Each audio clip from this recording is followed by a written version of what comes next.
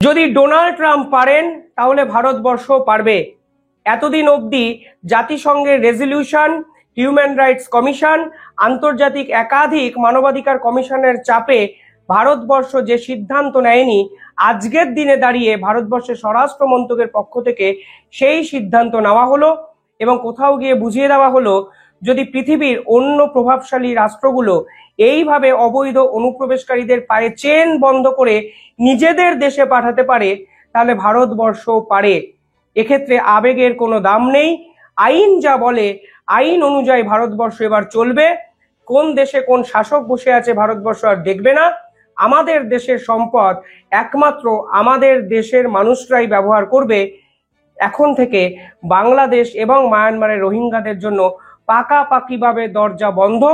অন্তত কালকে স্বরাষ্ট্র মন্ত্রকের পক্ষ থেকে যে সিদ্ধান্ত বা যে নির্দেশিকা দেওয়া হয়েছে সেখানে এই কথাগুলোই কিন্তু স্পষ্ট হয়। এর আগে জাতিসংঘ আমাদেরকে ফোর্স করেছিল আপনি রেজলিউশনে সই করুন, অর্থাৎ অন্য দেশ থেকে যদি কোনো রিফিউজি আসে তাহলে আপনাকে জায়গা দিতে হবে, আপনাকে খাওয়া পড়ার ব্যবস্থা করে দিতে হবে এবং বেসিক হিউম্যান নিডসগুলো ফুলফিল করতে হবে। কোনো সরকার এতটা অ্যাগ্রেসিভলি জাতিসংঘের রেজলিউশনের বিরোধিতা আজ অবধি কিন্তু করেনি, কারণ আন্তর্জাতিক প্রেশার বলে একটা বিষয়বস্তু হয় যা জিও পলিটিক্সে অত্যন্ত গুরুত্বপূর্ণ। কিন্তু কালকে ভারতের স্বরাষ্ট্র মন্ত্রকের পক্ষ থেকে যে বিবৃতি দেওয়া হলো সেখানে ভারতবর্ষ নতুন এক প্রোগ্রাম লঞ্চ করলো। সেখানে বলা হয়েছে 30 দিন আমাদের কাছে ডেডলাইন। এই 30 দিনের মধ্যে ভারতের যে শহরে যতজন ইললিগাল ইমিগ্রেন্টস আছে, অবৈধ অনুপ্রবেশকারী আছে, তাদেরকে খুঁজে বার করে তাদের দেশে পাঠানো হবে। এবং বকলমে যে কথাটি সরকার বলেনি, আমার যেটা ধারণা এক্ষেত্রে পুরো বিষয়টি আইনত করতে যেহেতু সময় সাপেক্ষ বিষয়, কিছু কাজ আইনের পাশ কাটিয়ে বাইপাস করে করারও একটা পরিকল্পনা ভারতের বিভিন্ন উচ্চপদস্থ কর্তারা ভাববেন। কারণ অ্যাকশন স্পিক্স লাউডার দ্যান ওয়ার্ডস। কিছু ক্ষেত্রে দেখা যাচ্ছে ভারতবর্ষ যে অ্যাকশন নিয়েছে অন্তত শেষ 3 দিনে, তাতে বাংলাদেশ সরকারের ঘুম উড়ে গেছে। শেষ 3 দিনে বাংলাদেশ সরকার 3টে প্রেস কনফারেন্স করেছে। কেন জানেন? তাদের দাবি অবৈধ বাংলাদেশিদের আমি আবার বলছি, গুজরাট থেকে প্লেনে করে কলকাতা আনা হয়েছে এবং কলকাতায় লঞ্চে বসানো হয়েছে। লঞ্চে বসিয়ে বিএসএফ নাকি তাদেরকে চোখ বন্ধ করে সুন্দরবন, বাংলাদেশের সুন্দরবন সাইডে ফেলে দেওয়া হয়েছে। এমনকি কিছু রোহিঙ্গাদেরও নাকি সেম ট্রিটমেন্ট দিয়েছে ভারত সরকার। বাংলাদেশ সরকারের অবস্থাটা এমন, তারা প্রেস কনফারেন্স ছাড়া কিছুই করতে পারছে না, কারণ তারা আইনত যেতে পারবে না, কারণ ওদের নাগরিকত্ব বাংলাদেশেরই আছে, মানে বাংলাদেশেরই নাগরিক ওরা। আইনত কিছু বলতে পারবে না তুমি। আইনত যখনই তুমি বলবে তখন তোমাকে আগে অ্যাকসেপ্ট করতে হবে ওরা ভারতবর্ষে ছিল কিন্তু ওদের আসল নাগরিকত্ব বাংলাদেশের। ফলে তোমাকে আগে তোমার দেশের নাগরিকত্বওয়ালা মানুষদেরকে ফিরিয়ে নিতে হবে। সেই অ্যাকসেপ্টেন্স আগে তোমাদের পক্ষ থেকে করতে হবে, তারপর তোমরা ভারতের ব্যবস্থা নেওয়ার কথা ভাবতে পারো। কালকে ভারতবর্ষের পক্ষ থেকে এই সমস্ত প্রসেসটি 30 দিনের মধ্যে কমপ্লিট করা হবে, তা সরকারি এক নির্দেশিকা এসছে। এবং এখানে ভারতবর্ষ কি করবে? ভারতবর্ষ পাড়ায় পাড়ায় গিয়ে, জেলায় জেলায় গিয়ে ইললিগেল ইমিগ্রেন্টসের খুঁজে পাওয়ার চেষ্টা করবে।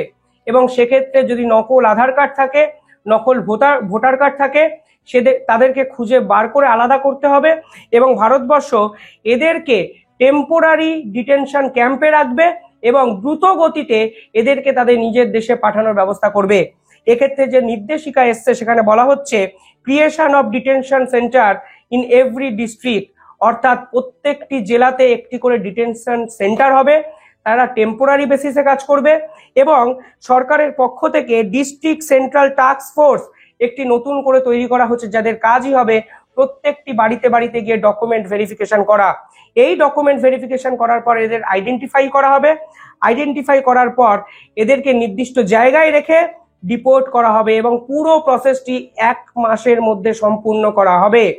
কয়েক কোটি বাংলাদেশি নাগরিক যারা রাতের অন্ধকারে অনুপ্রবেশকারী হয়ে ভারতবর্ষে ঢোকেন এবং ভারতের সম্পদকে ব্যবহার করেন, উল্টে ভারতবর্ষকেই গালিগালাজ করেন, তাদের দিন শেষ। মোহাম্মদ ইউনূসের দম ফুরিয়ে গেছে। আন্তর্জাতিক কোনো প্রেশার আর কাজ করছে না। তাদের দালাল পাকিস্তান এবং চায়না, এই দুটো রাষ্ট্র আজকে মোহাম্মদ ইউনূসকে বাঁচাতে আসছে না। অর্থাৎ ডোনাল্ড ট্রাম্প পারলে ভারতও পারে। ভারতও এইভাবে অনুপ্রবেশকারীদের ফিরিয়ে দিয়ে আন্তর্জাতিক স্তরকে দেখিয়ে দিতে চাইছে অন্তত ভারতের সম্পদ ব্যবহার করার ক্ষমতা জাতিসংঘের প্রেসার ক্রিয়েট করে দিনের পর দিন মিসইউজ করে এই বাংলাদেশিদের অন্তত নেই। পাশাপাশি এক্ষেত্রে আরো কিছু গুরুত্বপূর্ণ সিদ্ধান্ত নেওয়া হয়েছে। সেখানে ডিস্ট্রিক্ট টাস্ক ফোর্সের পরবর্তীকালে যেখানে বলা হয়েছে মান্থলি রিপোর্টস তৈরি করা হবে, সেই মান্থলি রিপোর্টসে প্রত্যেকটি জায়গার ডাটা থাকবে এবং এই ডাটাগুলো ইন্টিগ্রেট করা হবে ন্যাশনাল ডাটাবেসের সঙ্গে। অর্থাৎ সেই অনুপ্রবেশকারী বাংলাদেশে ফিরেছে কিনা এবং তারপরে আর কোনো জায়গায় যেন আসতে না পারে সেই বন্দোবস্ত কিন্তু ভারত সরকারের পক্ষ থেকে পরিষ্কারভাবে করা হচ্ছে। অর্থাৎ এটুকু বুঝিয়ে দেওয়া হচ্ছে অনুপ্রবেশকারী ইস্যু নিয়ে ভারতবর্ষ আর কোনো ক্ষেত্রে কোনো ঢিলেমি রাখতে চাইছে না এবং এক্ষেত্রে ভারতের স্বরাষ্ট্রমন্ত্রী এবং স্বরাষ্ট্র মন্ত্রক নিজে এই পুরো বিষয়টা তদারকি করছেন। ভারত সরকার তিনটে আইনের কথা এখানে বলছেন।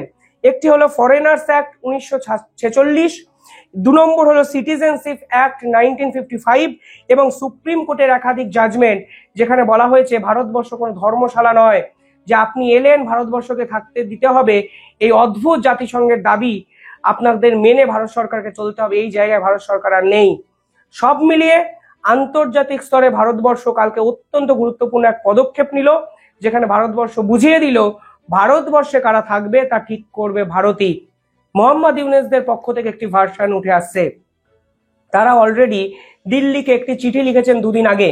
তারা বলেছেন তারা তাদেরকেই ফিরিয়ে নেবেন যারা যাদেরকে তারা মনে করছেন এরা বাংলাদেশি, অর্থাৎ তারা নতুন করে ডকুমেন্ট ভেরিফিকেশন করবেন এবং যদি বাংলাদেশি প্রমাণিত হয় তাহলেই তারা ফিরিয়ে নেবেন। এই রকম একটা উদ্ভট দাবি করে তারা ভারত সরকারকে চিঠি একটি লিখেছেন।